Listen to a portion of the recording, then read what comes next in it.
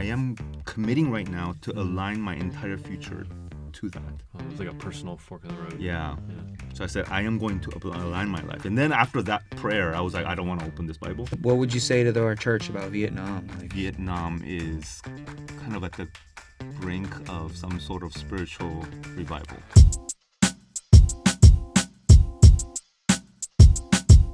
All right, hello. Welcome to the unofficial Acts 2 Network podcast, where we are launching lifelong kingdom workers from every college town. My name is Steven. I'm Isaiah. And today we have Pastor Dan and Sarah. Thank you guys for coming on. Hello. Yeah. We want to talk to you guys a lot about foreign missions. You guys recently came back from leading one of our teams to visit our foreign mission teams there and provide some support and help and that sort of thing. But before we do, why don't you guys just introduce yourselves a little bit? What's your current role in our network?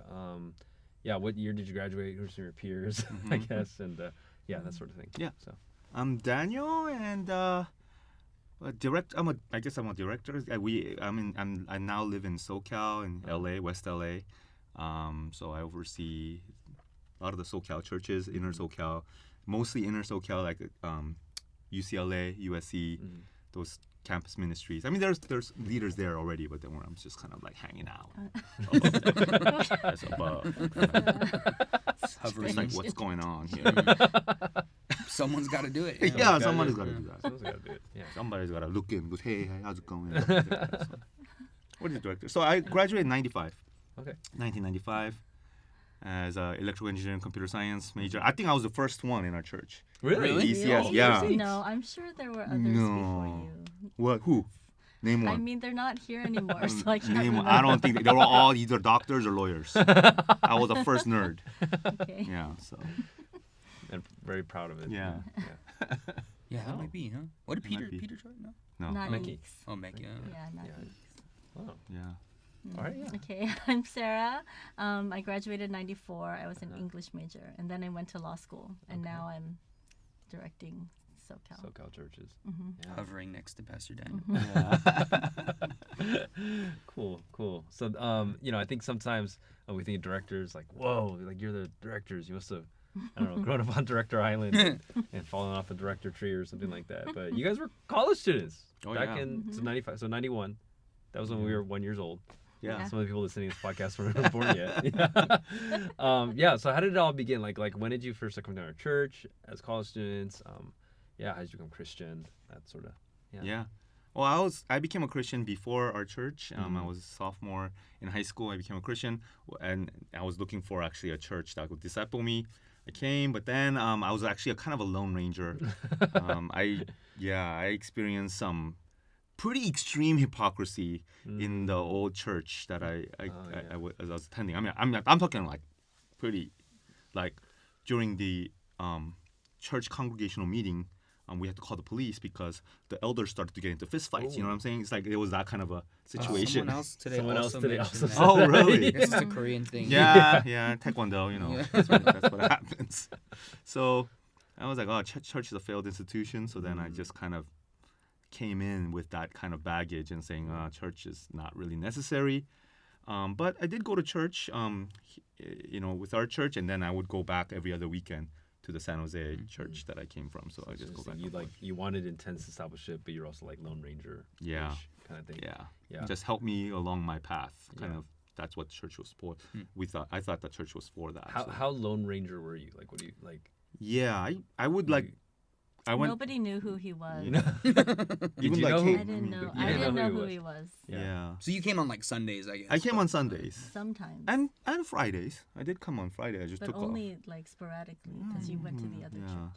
Oh. So I would do that, and I went on 2 Lone Ranger mission trips to China actually Wow. by myself, and I got dropped off at a village, and then I thought that the missionary that I had contact with would be with me, but he just dropped me off. Yeah, He just dropped you. he just dropped me off because I'll see you in a week, and I'm like, okay. But then I thought it was really cool, and it was like, so then I taught some people over there. It was right above North Korea, so they spoke Korean. Yeah. So I was able to communicate. Okay. So then after that, it was actually that mission trip had good and bad. I was really touched, and I felt like this was what life is meant for. But at the same time, like my Lone Rangerism just grew more and more Yeah. It's deeply like I do it entrenched. myself. Yeah. Wow. So Oh, so for me, I came into college wanting to run away from church. I grew up going to church all my life, but I met some guys who were doing Bible study with Pastor Ed, Isaiah's dad. He was like our class baby. Actually, he was 1 year old. You were their class baby. Yeah, man. he was. I have And no memory of that. Yeah. Really? yeah, and then they changed a lot, and they were so excited about the Bible. So when I started getting spiritually hungry, I wanted to go where they were going, and so I started coming and became a Christian at the end of my junior year. And that's about the same time I noticed him, because he suddenly appeared in this church production, and he was really funny. Christian festival. Oh. That's when I I mean, started I to didn't finally notice him. I just come like regularly. recognized Oh. that. yeah. Oh, there's that There's guy. this guy. Yeah. There's Yeah. who's that guy? What role were you? I played the role of like this Asian, It was very Un-PC. Very un-PC. but I was Different time I was a back doc. Yeah. I was like a The person. Chinese. He had Like a yeah. heavy Chinese accent. Even though 3 he's not days. Like, Chinese. I was basically a resurrection on trial. It was like an apologetics about Oh, resurrection okay. of Jesus. Well, I didn't And know then we I did had that I early. had this Yeah. Yeah. the role where it's like 1990. 3 days too long, 1994. 3 hours maybe, Oh, that's 3 minutes maybe. But And we had no Chinese people back then, so but that was offensive. It's like, my question is, why make it a Chinese? Like, you Because just he was speak in supposed to be English. like I a mean, lab, like a la- lab, like a yeah, like lab. scientists. You know, scientists are Chinese. Well, it was supposed to be Korean, I guess, but I just Chinese. made it into Chinese. Oh, So that's just got that's it. just how it Got it. you know. Different era. I Yeah. couldn't, Yeah, we've come a long way. I Yeah. was still alive. Yeah. Yeah. Wow. All right. So what made you guys want to stay with our church and continue to do ministry? I mean, you've done it for now Yeah. 30 something years, but For me, I think it was a huge repentance that happened senior year. My perception of Christian life was a lone ranger, a lone path journey toward spiritual maturity, and church is supposed to sort of be the stepping stone that I step on, different churches to kind of go along the way. yeah. I guess that was a question that kind of arose to me around that time. It was like, hey, regardless of what church, we're not talking about which church, but would I commit to any church in the future? Would I commit to any church? And I kind of knew that the right answer is yes. Like some church, I should commit to some church. But I didn't really know. Like I was like, I don't think I would. So then that really started to kind of bother me, and I remember just struggling about that for a long time. For about a month, actually. About a month, I was just kind of struggling with it in a pretty intense way, because I wanted an answer to what place does a church hold in a Christian's life. Well, it's interesting. You had such a strong sense that like it should, but then I wouldn't. Yeah. So like, why is that? Yeah. It's really interesting. Yeah. Well, I guess maybe I didn't even know if that was the right answer. I just had an inkling that it might be the right answer. Yeah. So I wanted to kind of, search the scriptures or something like that. But then I knew that I could pick and choose any verse to justify a Lone Ranger Christian life versus like a Christian life as it is supposed to be a community kind of life. So then I just went back and forth on this. And then one day my small group leader said, hey, let's go to our entire small group decided to go to a reading retreat to this scary Catholic place called the Mercy Center, where like the paintings like look at you, dark hallways. Yeah, so it's like that. But then it was like reading retreat back then was really a reading retreat because this is before like cell phones or smartphones or anything like that. And each of us we got one room, and we got into this room, and it was just a bed and a desk, and no internet, no TV, no nothing. Oh, right? you slept there? Yeah, we slept there. It was wow. it was a 2 nights, 3 day retreat. Reading retreat. Wow. Reading retreat, and then he said, okay, we're all going to our rooms. We'll meet for lunch. We'll meet for dinner, and then we hang out a little bit, and boom, and the next day. So I said, okay, I'm gonna read. Yeah. I'm gonna read the epistles. So that period, that reading retreat, really changed my life because I remember before opening the Bible, I said, God, I have this question about Christian life, and I am going, whatever I find in these pages, I am committing right now to align my entire future to that. It was like a personal fork in the road. Yeah. Yeah. So I said, I am going to align my life. And then after that prayer, I was like, I don't want to open this Bible. Because I was like scared. What did I just I was like, oh my gosh, Wow. this is going to change my life if I Yeah. actually live accordingly. So then that was, the start of it. But then Yeah. it got to a point where by the third day, I was like, every page I was crying, repenting, praying, turning the page, crying, repenting, praying about like my understanding of Christian life being so Lone Ranger. against the Wow. Bible. Wow. Maybe that's what our retreat should be. Yeah. Kind of like, man. Lock you in a room. Like, and how, read did, the how do Bible. we teach people to do DT? Just Yeah. before you open that Gosh. Bible, just commit to That live sounds good. whatever you're gonna. Yeah, what So you find in these simple. pages. Yeah. That's powerful. Wow. That's That is very powerful. powerful. We gotta bring some of that back. Mm. All right. Well, I don't. You don't have to have as dramatic a story, I, but yeah, yeah, I just became a Christian, and I think the mission trip right after that, my summer after junior year, was pivotal to experiencing ministry and Christian life together This is with Japan. others. Japan We trip. went to Japan and Korea, so it was a month long, and wow. we were together 24/7, and we did a lot of Bible study on Luke, and I Yeah. just remember feeling like this is what I was meant. My life was meant for. Yeah. I feel so joyful, even though I don't have my private space. I'm wearing the same thing everybody's wearing, and just doing the same thing everyone's doing, Yeah. and but yet I feel so much more joy. So Yeah. I just wanted to do that for the rest of my life. So. Yeah. And that was, I think that was one of the things that stood out to me when I came to our church too. It was like, oh, it's just like a mission trip 24/7. Like, I just, like, wow, that's cool, you know? Yeah. And I think that kind of explains a lot about who we are and what we do. So, yeah. Wow.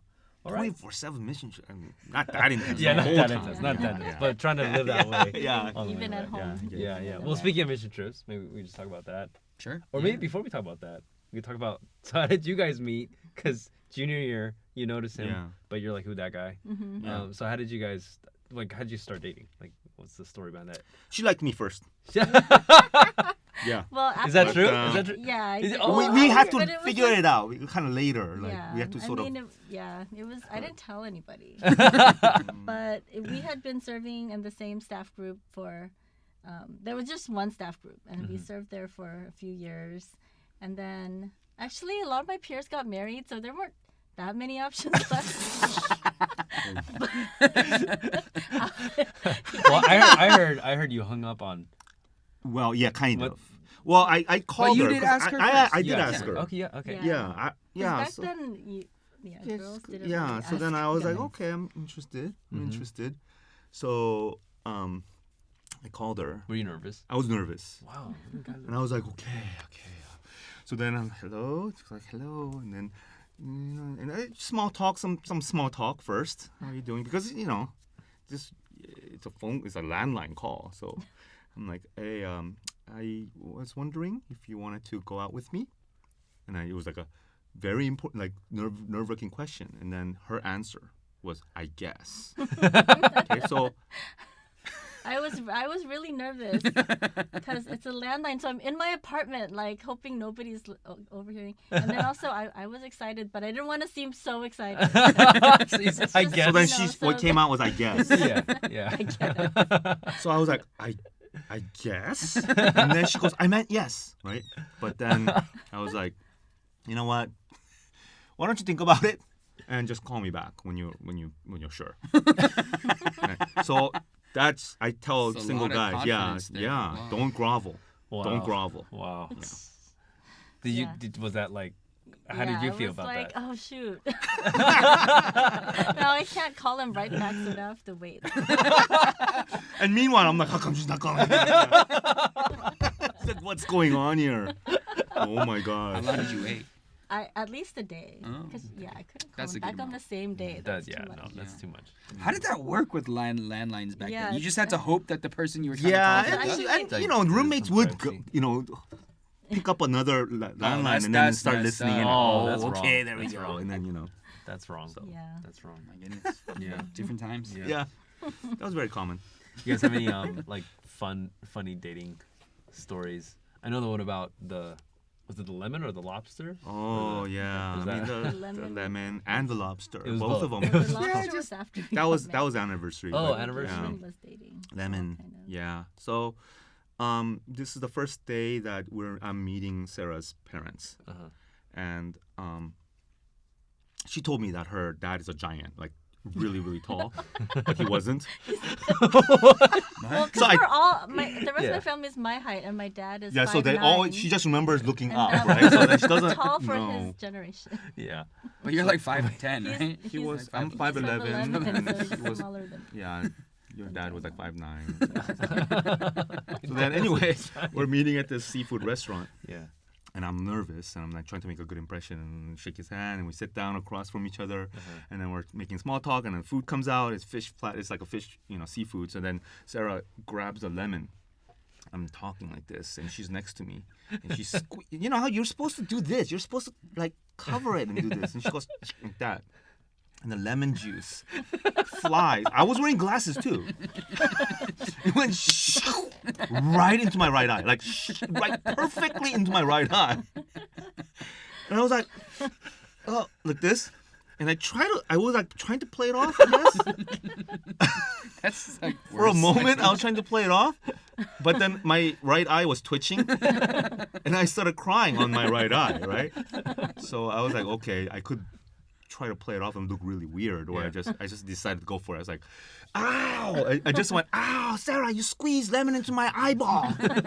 I made it very clear to both of them what just So happened. they would know what's Yeah, going on. they know what's going on. So I don't like me twitching makes sense, you know. And then Sarah's mom was like, "Oh, Sarah, why don't you be careful? You gotta be careful." So, that was nice. Yeah.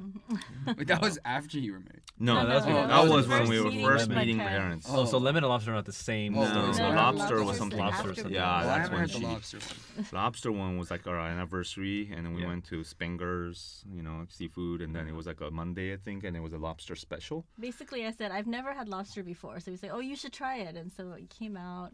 I didn't know how to eat it. It was pretty cheap, so then I was like, "Oh, that's a good one. That's like it's special. Let's get it." Whole lobster, and Yeah, they had that lobster that what is that crack Cracker thing. Yeah. Yeah. Cracking. the wrench The claw. Or The claw, whatever, yeah. I don't know what to call it. Yeah. So then the claw looks like this, has a little claw, and then Yeah. you're supposed to turn the lobster or the claw and then Crack it. this yeah. way. Right. Yeah. Yeah. But she grabs it like this, which already has a perfectly shaped, just fit perfectly into that space. And she's squeezing like this, just adding pressure, just consistent pressure on that claw. And I'm like looking at this, I'm like, oh, and I was about to tell her, sir, and then it popped, and the whole claw exploded. And it went on my glasses, and it hit the person behind the table. It went to several tables. The big piece went and hit this gentleman's back of his head. Yeah. And it was a group of They were men, a right? group of like older men. men. And it went, and then he just turned back, and by this time Sarah was under the table. She was hiding. She was like, "Oh my gosh!"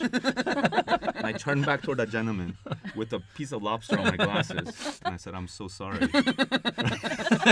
And then he looked at me, and I think he kind of knew what's going on. Yeah. And he was like, Yeah. "It's all right." Yeah. So that was our Just food. yeah food. Food. Like things Unfortunately, exploding. most Village. dates involve food. Yeah. That's unfortunate. That's unfortunate. Wow. Well, that was fun. That was fun. All right, so changing gears a little bit. We changed gears here. You guys recently came back from Vietnam, and we had multiple international mission trips going on. You guys led. How many people were on it?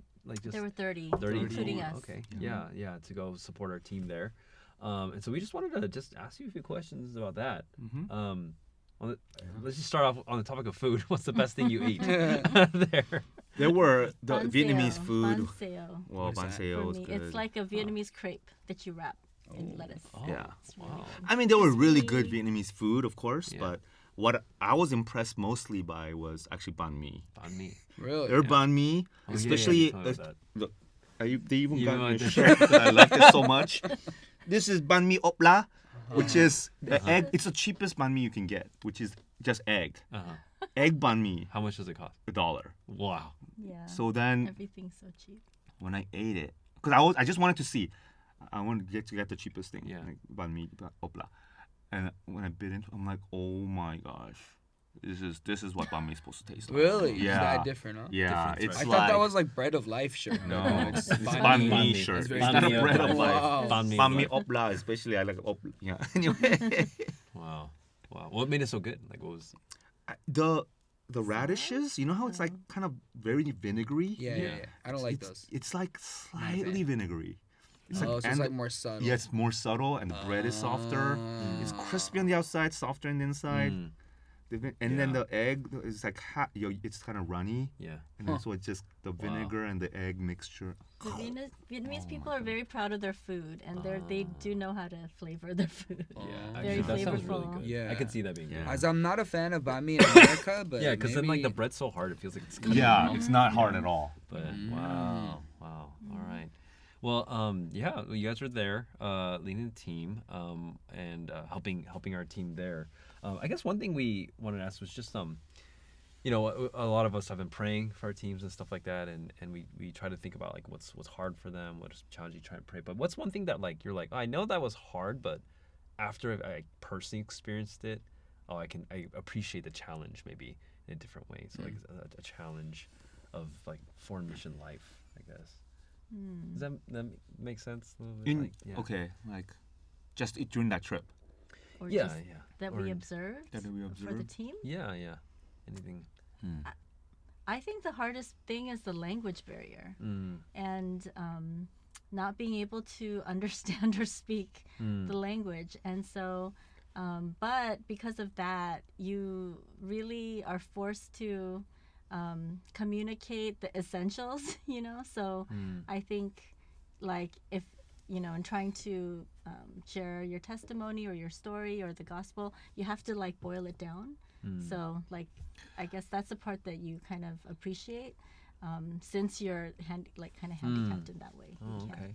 And Vietnamese language is like It's impossible. You to cannot, learn. Yeah, it like a seems really hard. non-Vietnamese It's so person. hard. Wow. But there is actually one of the sisters that went and actually her She studied Vietnamese really hard. got advanced to Yeah. a point where at least her vocab level was actually, you know, As a non-Vietnamese person. yeah, it Oh, was wow. Yeah. really high. So is our team like able to converse in Vietnamese or Yeah. not quite yet? Yeah, It kind depends on of. the person. Yeah, it's hard. It's hard. Yeah. Yeah, it's hard. so they kind of, They can especially like gospel conversation or meaningful conversation, it's just they can't do that. It's Oh, really wow. hard. So, So I then- imagine like most of what they're trying to do then is the English. Yeah. Finding English Yeah, speakers but and they can speak Vietnamese enough to get by and kind of get around and things like Okay. that. And Yeah. so Yeah. yeah, I think that's I think that's true. The heat and everything like that. It's actually it's pretty Crossing the street. surprising. I heard crossing the went street on is- oh yeah, that's scary. Crossing the street. Oh, crossing the Crossing the street. street? That's Yeah. the most. That's the biggest culture shock That was in something a lot of people told me Vietnam. about. Yeah, Why in they Ho Chi don't Minh have, City. they don't cross Well, the it's street? like No, they do, but there's oncoming traffic like coming straight at you, and you just you just go. You're have just to playing Frogger go every time you straight. cross the street. You don't. No, not Frogger. You don't stop. You never stop. Oh. You have to maintain. You have to constant maintain a speed. constant because they'll just go And around you you. trust that they'll go around. Yeah. Yeah, Wow. And It's like they- fish. they do. Like fish don't stop. You know, there's big fish, which is the trucks and the cars, and the small fishes are motos, and then everybody just flowing, Everyone's and we just weaving. flow. That sounds really efficient. It's like Indiana Yeah. Jones. You just It gotta, is like, efficient. you It's just gotta amazing. walk. it's efficient but really scary. Because Yeah. like I'm looking at a situation, I'm going, how is this not a gridlock? In America, it would be like a 3-hour gridlock, but Yeah. they keep moving. Wow. So that was cool. That what, does sound yeah. terrifying, What was some of the what are some of the neatest things you guys got to try while you were there and help the team with? Like ministry wise. Yeah. Ministry wise, oh boy, it's like, well, we got to do some pretty awesome things. Well, there's. You want to talk about the youth event, and I can. talk Yeah, about- well, that was probably the neatest thing that we got to put on, basically like a production Acts 2 live Gospel skit. production gospel skit, songs, and testimonies with youth. Wow. Is that the first time who- Axe Live went international? Kind of. I think we did something like that in Taiwan. Maybe. Oh, you did? Oh, Okay, yeah, okay. I think so. But like in Vietnam with youth who speak English, so they did the whole thing in English with like Vietnamese subtitles. Yeah. And just seeing the youth's passion and desire to share the gospel was really neat. They invited their friends and Family. different people. Also, they like listened to all of our direction, they were willing to act. Wow. You know, even though it's not even in their How do we know language. these youth? We have a connection through someone to a like a bunch of schools that are English speaking schools, and But not Christian schools, just they English. are Christian. Oh, they are schools. Christian Yeah, they're schools. private Okay. school, but yeah, they're private schools or learning centers, and it's all in English. Like when you're there, you have to speak English. So they're native Vietnamese, but they learn English, and so some of them speak really well, like almost like an American, and some of them are not so well, but they all try. And they were in need of like a youth group kind of thing, or a, Yeah. Yes. Oh, So wow. then our team has started doing monthly youth events, and then one of their events was Dare to Share, and after that they decided, since Well, we can't go out, Yeah, and they can't actually proselytize, go Right, out and right. share. Yeah. Says we'll do this instead, Like and then they invite their friends into a theater, and they will share the gospel. Oh, so it was that way. precipitated by Dare Yeah. to Share. Yes. Yeah. That's really neat. that's Thank where you the to Dare to idea Share. that they got the idea. wow. And these youth kids, I mean, it seems like most of them don't come from Christian backgrounds, or do they? What's kind of the breakdown there? I'm not sure, but I know that for many of them, like their parents and their extended family that they're Not inviting Christian. they're not Christians. Right. Yeah. Mm. And some of them, their parents didn't know that their children had turned Christian, Oh. but And they was it Wow. through they the school? knew. Yeah, through the school. Or So through then- the camp. Yeah. So Yeah. then Okay. it was their like kind of they had to kind of shore up their courage. Yeah. Like, okay, I might get a talking to after this, Wow. but here I'm gonna proclaim the gospel to my parents. And Yeah. yeah. So it was How's the that? same thing. Do we have any word about how that's been? Because I remember hearing about that like, yeah, they're taking this step, but was there any fallout or like? I haven't heard any I haven't fallout yet. heard about fallout. yeah, so it seems like they're It's been still excited. okay so far. Yeah. Okay, Mm. that's good news. Because you just happen to see your kid in a play. Yeah, Yeah. I guess so. Yeah. Yeah, so Wow. it was really neat. Yeah. That happened, and then there was also a lot of college campus outreach that was kind of neat. So we instead of like doing DC outreach, which is what people have been trying, Yeah. decided, okay, since there's a whole group of people coming, let's try just walking through the front door and going to the administrators and goes, hey, we have a bunch of people coming. So We did we're cultural gonna do a culture exchange and And it's all in yeah. English. So we told them we're not going to provide even Vietnamese like translations, it's all English. So then the school getting excited about a bunch of people doing workshops like about college life Yeah. from America. They got together, they kind of filtered out for us. Wow. They filtered and got together the best English speakers and said, hey, here we are. And like there's 70 of us. Wow, so they were super Yeah. supportive. Wow. So they were very supportive. So Wow. we In a shared. communist country, that's great. Yeah. Yeah. That's wild. awesome. How are like what are Vietnamese college students like? Like, what are similarities and differences from American college ministry that you saw? Well, when I described the American college students' kind of busy schedule and clubs and things like that, the college students there resonated with that a lot. They said, "Oh, it's just like that for us here." Vietnam is developing really fast, and so I think there is that competitive environment. And some people, like when we invited people over for open home, some of especially girls would say, "Oh, I'm really stressed. I'm drowning right now." With school tests and things. Oh, one big difference is the schedule. You want to talk about the schedule? It's World very Band time? different. No, talking about? that and the way the classes get canceled. Oh yeah, I mean the professors just cancel. They have their a lot class of if they- authority. Well, the professors just decide to cancel for no apparent reason. Sometimes it's, I just They don't feel like need a teaching, reason. Yeah. and they will reschedule it like to Saturday Like morning anytime. or Friday night, Oh, what the? and you Yeah. have to show up. Yeah. Wow. So then they were like, Yeah. "Oh Wow. yeah, I can't because my professor just rescheduled my class to Saturday night." That would not fly in the So States. that is, Yeah. that's very Wow. different. Yeah. Wow. No wonder why they're stressed. Yeah, that Yeah, is stressful. That makes me thankful for my college experience. My professor's gonna do that. Yeah, so it's their schedule is unpredictable in Yeah. that way, and Well, but the similarities, well, they're very warm. We found the students very warm and really open to talking about ideas. I think there's just generally a hospitality culture that's kind of built in. Yeah. So then, for example, like when we were at the cafeteria, school cafeteria, and then we can't read, we don't know what to order.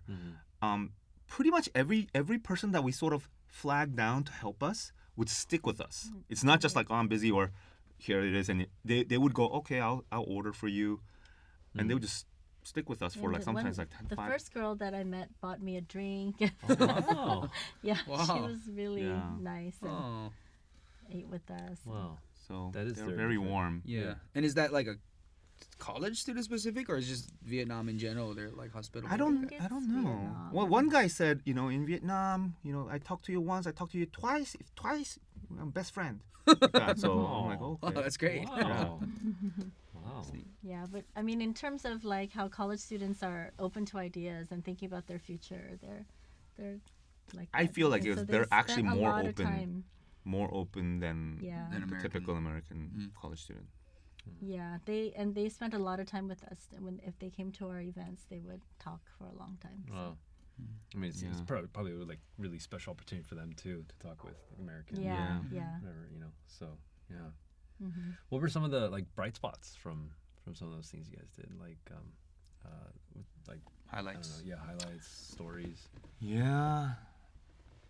I mean, Well, the celebration of the youth after their event, like just seeing them so joyful, like these guys were like hugging each other on Aw. stage for a long time and taking pictures, and then hearing stories about how some of them used to be so dark, but through the youth groups they've been Yeah. brightening up so much. one of the people that were the partners that we're working with, she was like tearing up and crying because she goes, that person he was so dark. He was so and there have been, I mean, they've been telling us that there's been like increase in youth suicides, just darkness of the youth, what they're going through, and especially the high pressure as money is now becoming a real thing. Like, oh wow, you can make it big. So everybody's trying to shoot for money, and there's a lot of pressure for youth to do well in school and all that. So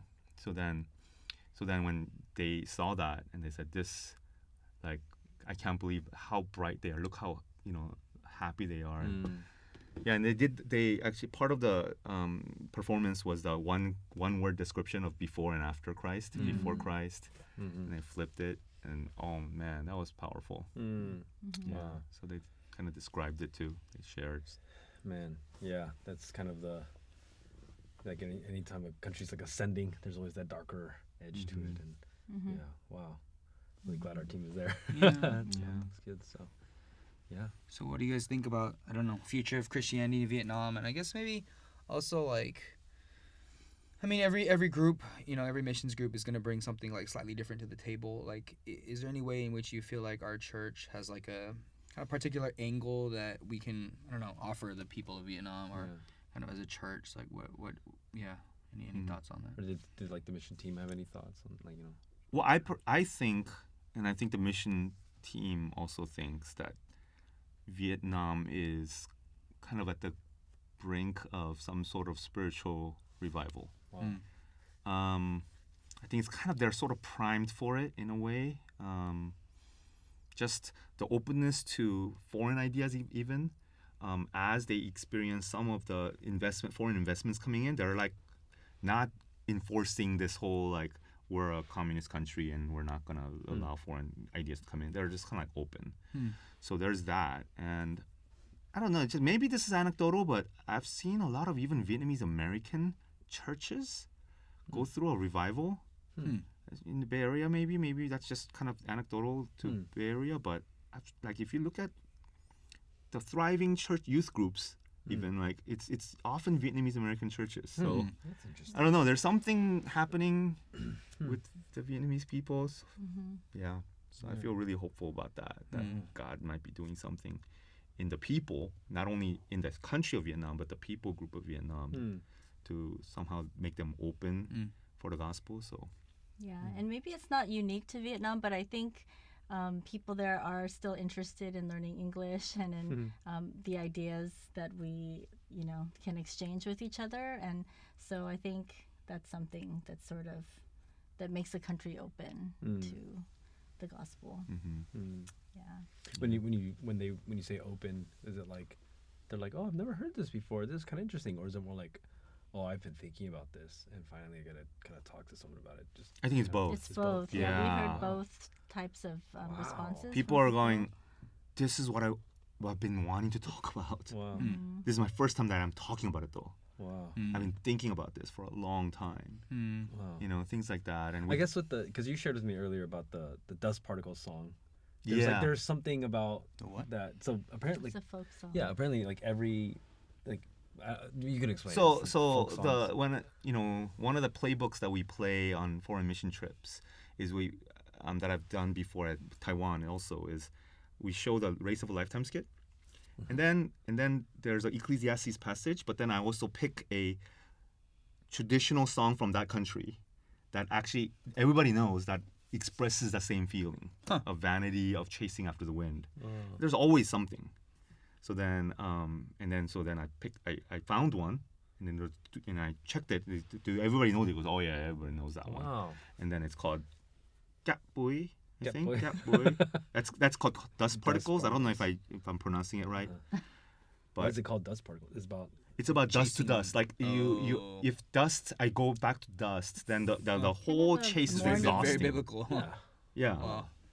So then everybody knew that. So then I kind of quoted it, sort of like modeling after when Apostle Paul kind of quoted Their scholars. poetry. Your Yeah, own poet says, poets. Wow, that's So neat. so then they're like, so then we talk about I have the American culture, you have a Vietnamese culture, but really what we share is a human culture, a human condition.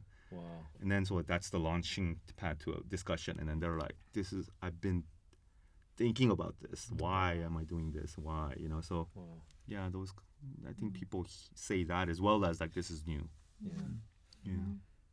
Wow. Well, I think it's pretty amazing. Just like, we set up these teams and just being able to hear all the updates from just different emails and stuff like that. And then some of my own team people went on the mission trip, and they brought back stories and stuff. So it's really excited to see what God has in store. Yeah, and it just seems after like we this. came at a good time. Yeah. Like our mission Yeah. teams. Yeah. So really thankful, and I think I feel like more motivated to pray Yeah. and have a better idea of how to pray. So yeah. So, Yeah. is there anything else you want to? Yeah. But what would you say to our church about Vietnam? Like, what's your rallying cry? Do we need to send more people?